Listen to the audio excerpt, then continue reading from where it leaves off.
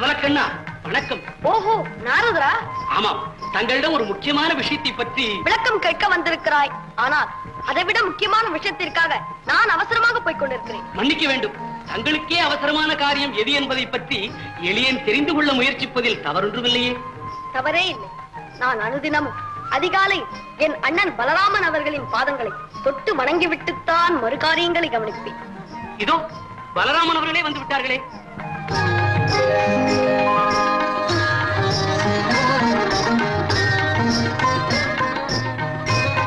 மன்னிக்க வேண்டும் அண்ணா, இன்று அதிக நேரம் உறங்கிவிட்டேன். இதில் என்ன தவறு கண்ணா?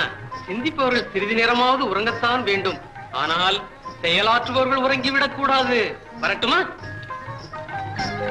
நாரதா, நீ கேட்க வந்த முக்கியமான விஷயம் என்னவோ?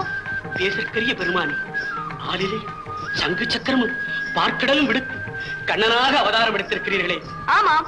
எம்பெருமானே, தசாவதாரம் எடுத்து தர்மத்தை காக்க முடிவு செய்திருக்கிறேன் என்று தாங்கள் வைகுண்டத்தில் என்னிடம் சொல்லியது நினைவிருக்கிறது.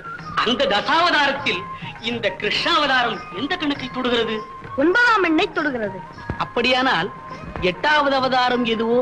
என் அன்பிற்குரிய அண்ணன் பலராமன் தான் 8வது அவதாரம். அங்குதான் எனக்கு குழப்பம். சரி, உன் குழப்பத்தை தெளிவிக்கிறேன். ராமாவதாரத்தில் லட்சுமணனாக வந்தது ஆதிசேடன் அல்லவா? ஆமாம். அதே ஆதிசேடன் தான் பலராமனாக அவதரித்திருக்கிறார். அப்படியானால் லக்ஷ்மணனை அவதாரங்களில் ஒன்றாக சேர்க்காத தாங்கள் பலராமன் அவர்களை 8வது அவதாரம் என்று சொல்லும் ரகசியம் என்னவோ? நாரதா, சரியாக கேட்டுவிட்டார். விளக்கம் கொடுக்கிறேன். நான் குழந்தையாக இருந்த போது என்னுடைய காவியமான ராமாயணத்தை நீயும் என் தாய் யசோதாவும் சேர்ந்து என்னிடமே சொல்லியது நன்றாக நினைவிருக்கிறது. சரி, ராமாவதாரத்தில் எனக்கிருந்த குணம் என்ன? யாராவது ஒரு முறை என் காலில் விழுந்தால் அவர்களுக்கு நான் ஏதாவது ஒன்றை கொடுத்தே இருக்கிறேன். ஆமா. எடுத்துக்காட்டாக ராமாவதாரத்தில் என் கால் தூசி பட்டது, கல் பெண்ணாகிவிட்டது. அகலிகை. ரொம்ப சரி. அடுத்து வேடன் குகன் பேரற்ற மரம் போல் என் காலில் விழுந்தான். அவனுக்கு என் அன்பு தம்பி என்ற ஸ்தானத்தை கொடுத்தேன். அடுத்து என் அன்பு தம்பி பரதனே என் காலில் விழுந்தான். அவனுக்கு 14 ஆண்டுகள் அயோத்தி அரசுரிமையை வழங்கினேன். சுக்ரீவன் விழுந்தான், கிஷ்கிந்தையை கொடுத்தேன். விபீஷணன் விழுந்தான், இலங்கையை கொடுத்தேன். இப்படி எத்தனையோ. ஆனால் ராமா அவதாரத்தில் காலமெல்லாம் என் காலையே பிடித்துக் கொண்டிருந்த லட்சுமணனுக்கு நான் எதுவுமே கொடுக்கவில்லை. இதை பற்றி வைகுண்டத்தில் அறுதியில் கொண்டிருக்கும் போது அவனுக்கு என்று ஆழ்ந்து சிந்தித்து பார்த்தேன். எனக்கு தோன்றியது இதுதான். கிருஷ்ணாவதாரத்தில் ஆதிசேடனை பலராமன் என்ற பெயரில் எனக்கு அண்ணனாக அவதரிக்க வைத்து அவருக்கு தம்பியாக நான் பிறந்து அண்ணா என்று அவர் காலில் அனுதினமும் விழுந்தால்தான் அந்த நன்றி கடனை தீர்க்க முடியும் என்று தீர்மானித்து பலராமனுக்கு அவதாரம் என்ற ஸ்தானத்தையும் கொடுத்தேன். சற்று பொருடா. என்னையே நம்பி இருக்கும் இந்த மீன்களுக்கு இடைபோட்டு விட்டு பிறகு குளிக்க வருகிறேன். கண்ணா, உன் கையால ஒண்ணு பண்ற 9000 போட்டது போதும். சரிடா, இதோ வருகிறேன். சரி, குளிக்கலாமேடா.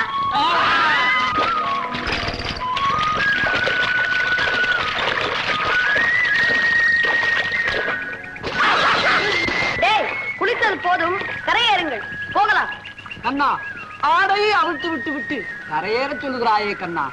அடே, கலங்கி நிற்கும் நீரிலே தவித்து நிற்கும் உங்களை எல்லாம் கரையேற்றத்தானடா நான் வந்திருக்கிறேன். கண்ணா, நீ சூரிய நமஸ்காரம் பண்ணுவியே, பண்ணிவிட்டாயா? இல்லையே. இதோ வாடா, சூரியன் இன்னும் ஜகஜோயா எரிஞ்சுக்கிட்டு போகுது. பண்ண நமஸ்காரத்தை.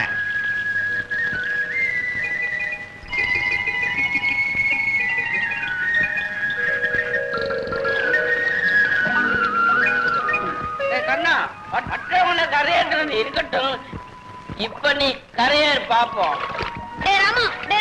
ஆடையை கொடுடா. வாடா. ஆடையை கொடுடா. வாடா. சற்று நிறுத்துங்கள்.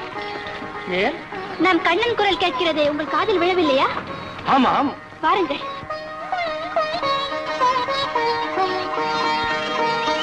என்ன கண்ணா, ஏன் நீரில் நிற்கிறாய்? இந்த விகடராமன் என் ஆடை அவிழ்த்து விட்டான். எப்படி கரையேறுவது? அப்படியா?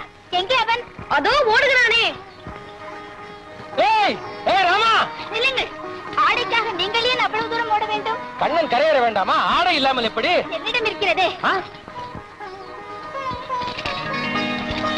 இந்தா, இதை கட்டிக்கொண்டு வா.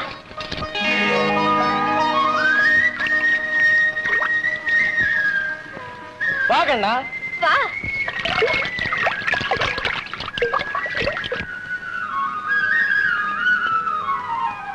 திரௌபதி, உன் சேலை தலைப்பை கொடுத்து என் மானத்தை காப்பாற்றினாய் அல்லவா?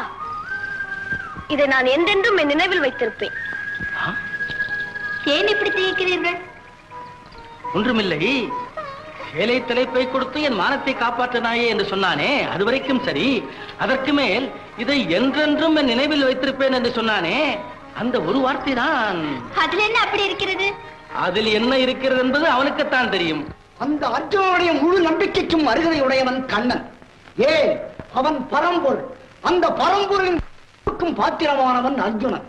பல ஆண்டுகளுக்கும் ஏற்பட்ட அந்த நம்பிக்கையும் அன்பும் பின்னி பிணைந்து இரண்டரை கலந்து இன்று விஸ்வரூபமாய் வளர்ந்து நிற்கிறது.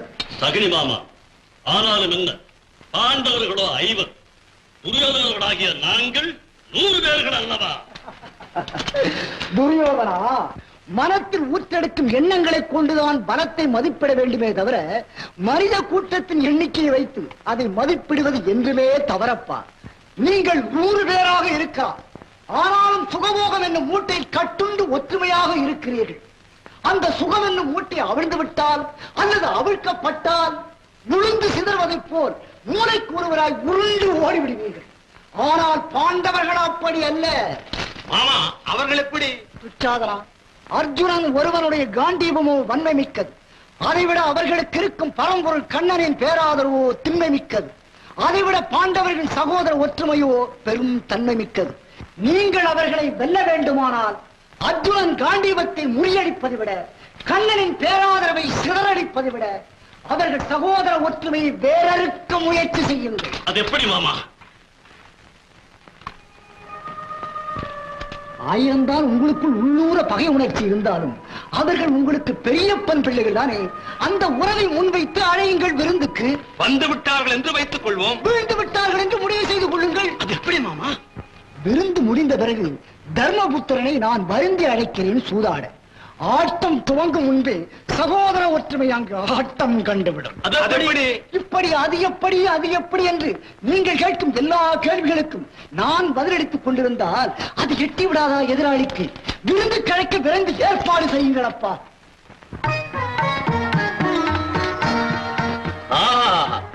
என்ன மனம், என்ன சுகந்தம்! என்ன அண்ணா, சந்தனத்தின் மனத்தை பற்றி பேசுகிறீர்களே தவிர நான் அளித்த விருந்தை பற்றி ஒன்றும் சொல்லவில்லையே. தம்பி, இத்தனை காலம் இல்லாமல் திடீரென்று இன்று எங்களை விருந்துக்கு அழைத்தவுடன் நாங்கள் சற்று குழம்பினோம். ஆனால் நீ அளித்த விருந்தை உண்டவுடன் எனக்கு என்ன சொல்லுவதென்றே தோன்றவில்லை. நீ அளித்த உணவின் சுவையில் உன் உள்ளம் எனக்கு நன்றாக புரிந்து விட்டதப்பா. ஆஹா ஆஹா, இத்தனை காலத்திற்கு பிறகாவது உங்கள் தம்பியை புரிந்து கொண்டீர்களே, மெத்த மகிழ்ச்சி. ஏனென்றால் ஒன்றுமில்லா விஷயத்திற்கெல்லாம் ஒருவரை ஒருவர் சந்தேகித்துக் கொண்டு பகையை வளர்த்துக் கொள்வதில் என்ன லாபம்? உங்கள் ஒற்றுமையை உறுதியாக்கி உறவை பலப்படுத்த வேண்டும் என்று ஓயாமல் பாடுபடுகிறோம் நான். இதையெல்லாம் ஆழ்ந்து யோசனை செய்த பிறகுதான் மாமா, பலத்த முன்யோஜனையுடன் இப்படிப்பட்ட மகத்தான காரியங்களை எல்லாம் தங்களை தவிர வேறு யாரால் செய்ய முடியும்? அர்ஜுனா, நீ வீரன் மட்டும் அல்லப்பா, சிறந்த விவேகியும் கூட. ஆனால் உன் அண்ணன் தர்மன் பத்தற்ற பரம ஞானி. அது என்னை விட உங்களுக்கு நன்றாக தெரியுமே. அது தெரிந்துதான் தர்மா, நான் உன்னை பார்த்து கேட்கிறேன், இந்த உலகத்தில் நாமெல்லாம் எத்தனை காலம் வாழ்ந்துவிடப் போகிறோம்? இருக்கும் வரை தின்று விளையாடி இன்புற்று வாழ வேண்டும். மாமா, பேசிக்கொண்டே இருக்கிறீர்களே, பொழுதுபோக என்ன விளையாட்டு விளையாடலாம்? ஏன் சொக்கட்டான் ஆடலாமே? என்ன சூதாட்டமா? சொக்கட்டான் என்றுதானே சொல்லுகிறேன். ஆமா மாமா, சொல் கெட்டான் தானே சொக்கட்டான் ஆட இழுப்பான். இக்கட்டான நிலை. தர்மா, நீ என்னப்பா சொல்லுகிறாய்? மாமா, தம்பி கூறுவதும் சரியாகத்தானே இருக்கிறது. அது எப்படி சரியாகும்? சத்திரிய முறைப்படி ஆட அழைத்த பின் மறுப்பது அரசர்களுக்கு அழகல்லவே. நம் முன்னோர்கள் வகுத்த முறைப்படிதானே உன்னை நான் ஆட அழைக்கிறேன். மாமா, முன்னோர்கள் வகுத்த முறை என்று சொன்னீர்களே, ஒன்றை புரிந்து கொள்ளுங்கள். நமக்கு முன்னால் பிறந்த அத்தனை பேரும் மடையர்கள் என்று நினைப்பது எவ்வளவு பெரிய தவறோ, அதை விட பெரிய தவறு நமக்கு முன்னால் இருந்த அத்தனை பேரும் புத்திசாலிகள் தான் என்று நினைப்பது. விடுங்கள் மாமா, கோழைகளிடத்தில் போய் குலதர்மத்தை பற்றி பேசுகிறேன். இவர்கள் உடம்பிலே ஓடுவது உண்மையான ரத்தத்தின் இரத்தமாக இருந்தால் இப்படி பயந்து ஓடுவார்களா? அப்படி சொல்லடா என் அருமை தம்பி. ஏதோ அந்தரத்திலும் தந்திரத்திலும் பிறந்த இவர்கள் மந்திரத்தில் பிறந்தவர்கள் இந்த மக்களை மயக்கிக் கொண்டிருக்கிறார்கள். அவர்கள் பிறப்பே ரகசியமானதுதான். அண்ணா, அமர்ந்து ஆடுங்கள் அண்ணா. அர்ஜுனா, சகுனியை சூழ்ச்சி நம்மை சந்தியிலே நிற்க வைத்து விடும். ஆட வேண்டாம் பீமண்ணா. நெருப்பில் கை வைத்தது போல நம் பிறப்பை பற்றி பேசிவிட்டார்கள் இந்த பேடிகள். நடக்கப் போகும் இந்த சூதாட்டத்தில் நமக்கு உள்ளதெல்லாம் தொலையட்டும். ஆனால் இந்த உலகத்திலே நமது மானம் நிலைக்கட்டும், நமது அரசாட்சி மறையட்டும். ஆனால் நம் பிறப்பின் தெய்வீகத்தன்மை வெளியாகட்டும். ஆடுங்கள் அண்ணா. அர்ஜுனா, நீ சொல்லுவதெல்லாம் சரி. இந்த கையோடு அண்ணன் அமர்ந்து ஆடுவது எனக்கு கண்ட்ரோல் பிடிக்கவில்லை. ஆடத்தான் வேண்டும் அண்ணா. ஆடக்கூடாது. ஆட வேண்டும். நான் நினைத்தது நடந்துவிட்டது. அங்கு சரிந்து கொண்டிருக்கிறது சகோதர பாசம், உடைந்து கொண்டிருக்கிறது உடன் பிறந்த ஒற்றுமை. அர்ஜுனா, நீங்கள் ஆடுங்கள் அண்ணா.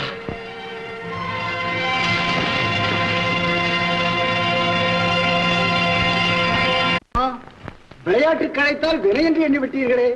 போகட்டும், ஆட்டத்திற்கு பணயம் என்ன? நான் இந்த சந்திரகாரத்தை வைக்கின்றேன். எதிர்ப்பணயமாக தாங்கள் எதை வைக்கப் போகிறீர்கள் மாமா? அவர் என்ன வைப்பது? நீங்கள் ஒரு மடங்கு வைத்தால் அவருக்காக நான் 9 வைப்பேன். மருகன் வைக்கணாதோ வையுங்கள். நான் எதிர்ப்பணயம் அதைத்தான் முன்பே கூறிவிட்டேனே. அவர் 1 மடங்கு வைத்தால் நான் 9 வைப்பேன். சரி மாமா, ஆடுவோம். பகடை 12. எனக்கு 6. மாயச் சூதினுக்கே தர்மன் மனமிணங்கி விட்டான். தாயமுருட்டலானார் அங்கே சகுனி வென்று விட்டான். பொக்கிஷ பொருளை எல்லாம் தர்ம புத்திரன் பணயம் வைத்தான். அஷ்டமச் சனி சகுனி தன் ஆட்டத்தில் அதை ஜெயித்தான். ஏவலர் தம்மை எல்லாம் பூமி காவலன் பணயம் என்றான். பாவியர்தம் தலைவன் அந்த பந்தயத்திலும் வென்றான். சேனையை பணயம் வைத்தான், அதை ஈனனும் அபகரித்தான். மாநிலம் முழுவதையும் சூதில் வைத்தே இழந்து விட்டார். நானிலம் இழந்த மன்னன் தம்பியர் 4 அங்கு வைத்தான். வீணர்கள் சிரித்திடவே அந்த வீரர்களை தலை குனிய வைத்தான். தம்பியரை இழந்தோன் பிறகு தன்னையும் வைத்திழந்தான். தன்னை இழந்த பின்னால் உயிராம் தாரத்தை வைத்திழந்தான்.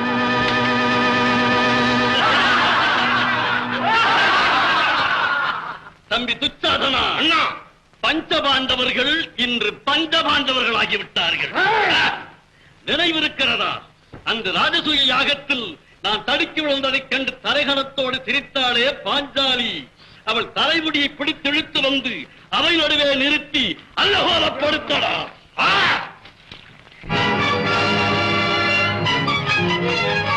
அடி பாஞ்சாலி, பத்தனை தங்கமே, உன் பத்தாக்கள் 5 பராரிகளாகிவிட்டார்கள்.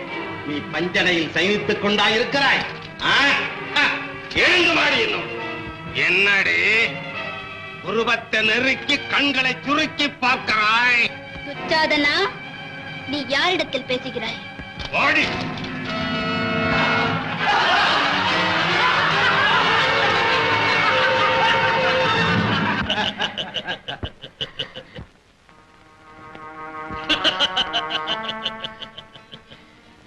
என்னடி அங்கு பார்த்து அசந்து நிற்கிறாய்?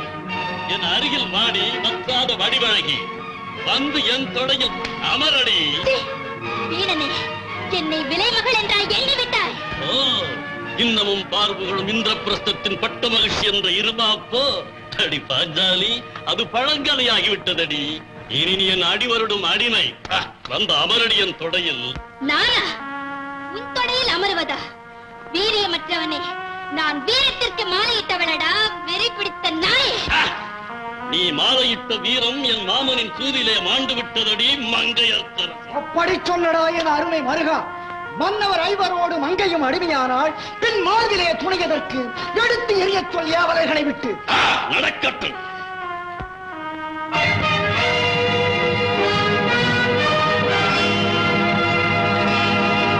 என்னடி பார்த்தாயா காட்சியை? உன் தானை தலைவர்கள் 5 தரையை நோக்கிவிட்டனர். ஏன் இன்னும் தாமதம்? என் துடையினி உனக்கே. மருகா, ஆடையோடு வந்து அமர்ந்தால் அதில் ஏது சுவாரஸ்யம்? அப்படி சொல்லுங்கள் என் அருமை மாமா. துள்ளி வரும் சுடர் விளக்கே துச்சாதனா, அண்ணா, கள்ளியவள் ஆடைகளை களைந்தறியடா. வேடிக்கை வேடிக்கையா பார்க்கிறீர்கள்? வீரத்தின் சின்னங்களே, ஏன் வெற்றுடம்பான் இருக்கிறீர்கள்? அவை நடுவே எந்த நாடை அவிழ்க்கின்றான்.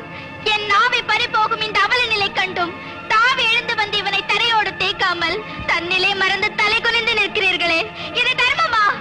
திரௌபதி, தர்மமா என்று கேட்கின்றாய். பெயர் கொண்டார், தன்னையும் சேர்த்து தன் தம்பியை இழந்து விட்டார்.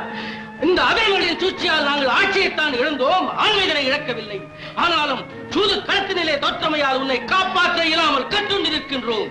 திரௌபதி, நினைவிருக்கிறதா? ஆயிரகுல கண்ணனுக்கு உன் ஆடிதனை கொடுத்தாயே, அன்று அவன் சொன்னது என்ன? இதை என்றென்றும் என் நினைவில் வைத்திருப்பேன் என்று சொன்ன மன்னவனை மனத்தில் எண்ணி, கண்ணா காப்பாற்றுதாயின் மானத்தை என்று மனதார வேண்டிக்கொள். கத்தை கதறி கூப்பிடு அவனை.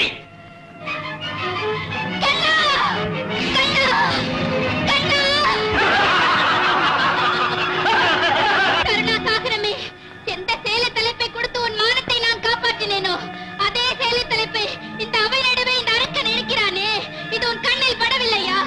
நான் அனாதையாகி விட்டேனடா கண்ணா. என் அந்தராத்மா அலறுவது உன் காதில் கேட்கவில்லையா? கண்ணா, சர்வ பரித்தியாகம் செய்து உன்னையே நம்பிவிட்டேன். நீ என் மானத்தை காப்பாற்றினாலும் விட்டாலும் சரி, உன் பாதமே கதி.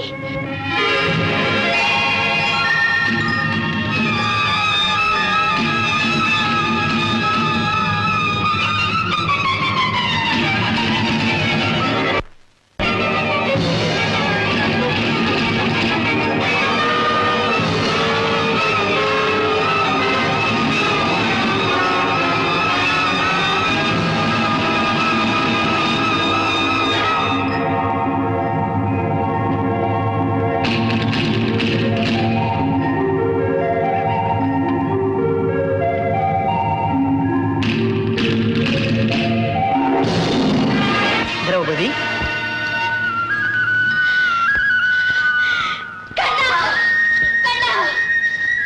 உன் சோதனைக்கு கால நேரம் கிடையாதா? நினைப்பதற்கு முன் நீ நேரில் வந்து நிற்பவனாயிற்று. என்றென்றும் இதை என் நினைவில் வைத்திருப்பேன் என்று சொன்ன நீயே அத்தனை நேரம் என்னை அடலில் விழுந்து புழுவாய் துடுக்கி விட்டிருக்கலாமா? கண்ணா கண்ணா என்று கத்தி கதறினேனே. கதறினாய்? ஆனால் எப்படி கதறினாய்? எப்படி? இப்படி உன் சுயபலத்தை நம்பிக்கொண்டுதானே கதறினாய். ஆமா. அதனால் தான் நானும் பார்த்து கொண்டு சும்மா இருந்தேன். கடைசியாக கண்ணா, சர்வபரி தியாகம் செய்துவிட்டேன், உன் பாதமே கதி என்று உன் இரு கரங்களையும் தூக்கினாயே. எடுத்த எடுப்பிலேயே அந்த காரியத்தை செய்திருந்தால் அடுத்த கணம் அபயமளித்திருப்பேனே. தவறு செய்து விட்டேன் கண்ணா, தவறு செய்து விட்டேன். என்றாலும் என்னை காப்பாற்றி விட்டாய். கண்ணா கண்ணா, கருணை காட்டி விட்டாய் கண்ணா, காப்பாற்றி விட்டாய். ஆனால் அண்ணா அண்ணா என்று நாங்கள் அழைத்துக் கொண்டு வந்தோமே, இவன் என்ன செய்தார்? என்ன செய்தார்? அர்ஜுனா, என்னை பேசுவது.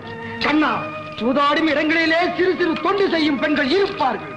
ஆனால் சூதாடிகள் கூட அப்படி தொண்டு செய்யும் பெண்களை பணையமாக வைத்து ஆடுவதில்லை. இவர் யாரை வைத்து ஆடினார்? யாரை வைத்து ஆடினார்? அர்ஜுனா, கேள்வி கேட்கும் நேரமாயிரு. கொண்டு வாடா கொள்ளிக்கட்டையை. எதற்காக?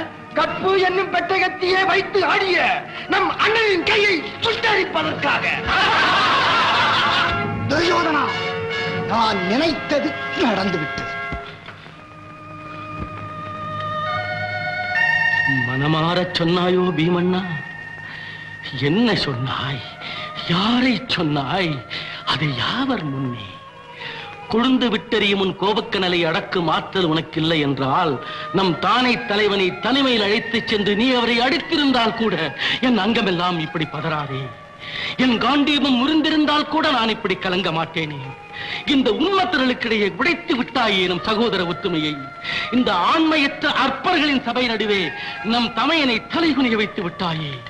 பீமண்ணா, நீ போக்கிய மானத்தை, மரியாதையை, ஒற்றுமையை நான் தூக்கி நிறுத்தி விடுகிறேன். வா பீமண்ணா, கொள்ளிக்கட்டையால் நம் குலத்தலைவரின் கைகளை சுட்டரிக்க வேண்டும் என்று சொன்னாயே, ஏன் எப்படி சொன்னாய் தெரியுமா? சினமான தீ உன் அறிவை சுட்டரித்ததால் இந்த திரிலோக நாயகனை கடிந்து சொன்னாய். அர்ஜுனா, இவரே இந்த கைவர்கள் மத்தியில் சூதாடினார். சொல்கிறேன், உனக்கு மட்டுமல்ல இந்த துரோகிகளுக்கும் சொல்கிறேன். புள்ளர்களே, புரிந்து கொள்ளுங்கள். தர்மத்தை கர்மம் வெல்லும் சில காலம், தர்மம் மறுபடியும் வெல்லும் என்ற மர்மத்தை தன்னாலே உலகம் கற்க ஆடினார். இவண்ணா, இப்போது சூழரைக்கின்றேன். காலமெல்லாம் நம்மை காத்து நிற்கும் காணறிய பரமுருளாம் கண்ணனின் கடல் மீதும் என் காண்டீப வில்லின் மீதும் நம் நாயகியை தன் தொலை மீது அமர சொன்ன நாய் மகனாம் இந்த துரியோதனின் தொடையை பிளந்து துவண்டு கிடக்கும் அவன் இரு தோள்களையும் திரண்டு நிற்கும் என் தோல் வலிமையால் கூறு கூறாக கிழித்திருந்து இவன் உடலை மண்ணோடு மண்ணாக மற்றி மடியச் செய்து போர் முடிப்பேன். தேவி பராசக்தி ஆணை உரைத்தேன். இந்த பாவி துச்சாதனன் தலையில் உள்ள ரத்தத்தை ஒரு கையால் எடுத்து அந்த பால் துரியோதனன் உடலில் இருந்து வழியும் ரத்தத்தை மறு கையால் ஏந்தி இரு கைகளிலும் உள்ள ரத்தத்தை ஒருமிக்க கலந்து என் தலையில் பூசி கங்கை கோதாவரி காவிரி ஆகிய புண்ணிய நதிகளில் மூழ்கிவிட்டுத்தான் என் முடியை முடிவேன். நான் எடுத்துள்ள இந்த சபதம் முடியாமல் நான் மடியேன். பாஞ்சாலி சபதத்தால் பாரத போர் ஏற்பட்டது. பாரத போரின் விளைவினால் பாருக்கெல்லாம் பகவத்கீதை கிடைத்தது. கிருஷ்ணாவதாரத்தோடு 9 அவதாரங்கள் பூர்த்தியாகிவிட்டன. 10வது அவதாரம் எதுவோ? கல்கி அவதாரம். அந்த அவதாரம் எப்போது எடுக்கப் போகிறீர்கள்? கலி முற்றும் போது. கலி முற்றிவிட்டது என்று எப்படி தெரிந்து கொள்வது? சத்தியம் பொய்யாகும், தர்மம் தலை சாயும், அறநெறிகள் அலைமோதும், அதர்மம் அரசாளும், பருவநிலை மாறும், பசுமைக்கு பஞ்சம் வரும், வறுமை சதிராடும், மண்ணுலகே நரகாகும். அது முத்திய கலியின் அடையாளம், அதன் முடிவே கல்கி அவதாரம். அது முத்திய கலியின் அடையாளம், அதன் முடிவே கல்கி அவதாரம், அதன் முடிவே கல்கி அவதாரம். எங்கும் கலப்படம், எதிலும் கலப்படம் என்னும் நிலைமை வரும். அது பிஞ்சு குழந்தைகள் உண்ணும் உணவிலும் பெரிதும் கலந்துவிடும். அருந்தும் மருந்தில் நஞ்சை கலக்கி அழகு சிமிழில் அடைத்து விற்பனை செய்பவர் வளமடைவார், பெரும் வியாபாரிகள் எனும் பெயரடைவார். மானாட்டம், மயிலாட்டம், மலராட்டம், கொடியாட்டம், மகிழ்வூட்டும் பரத கலை, கண் வழியே மனம் காட்டும் புனித கலை.